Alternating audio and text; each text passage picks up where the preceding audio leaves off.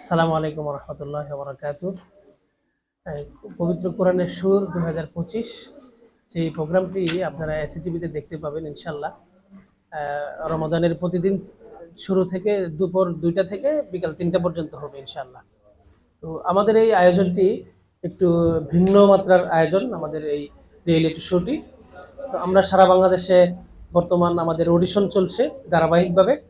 তো অডিশনের ধারাবাহিকতায় আজকে আমাদের ফরিদপুর বিভাগীয় অডিশন ছিল, আমরা বাছাই করেছি, একটু পর আমরা রেজাল্ট ঘোষণা করবো ইনশাল্লাহ।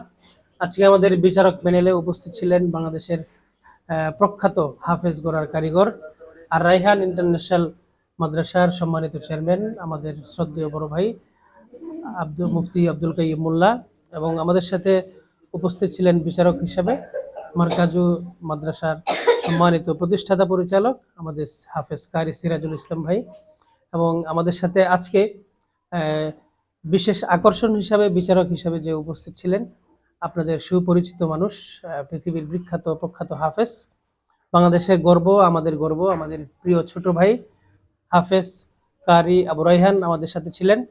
তো আমাদের এই ধারাবাহিকভাবে আমাদের অডিশনগুলো প্রায় শেষ পর্যায়ে সারা দেশে। তো আমরা এই প্রোগ্রাম থেকে আমরা আজকে কয়েকজনকে আমরা সরাসরি টিভির জন্য উত্তীর্ণ করেছি, আমরা ঘোষণা করব ইনশাল্লাহ। আর আমাদের এই প্রোগ্রামটি অন্য প্রোগ্রাম থেকে একটু ভিন্ন থাকবে, কারণ যেহেতু এখন প্রোগ্রাম করার একটি সুন্দর সময় এসেছে।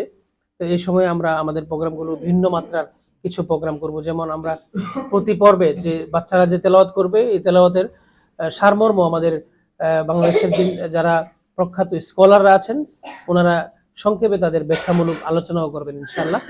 এই হলো বিষয়বস্তু। আপনাদের সকলের জন্য শুভকামনা। আমাদের এই প্রোগ্রাম আপনারা দেখবেন এবং আমাদের প্রোগ্রামটা আপনাদের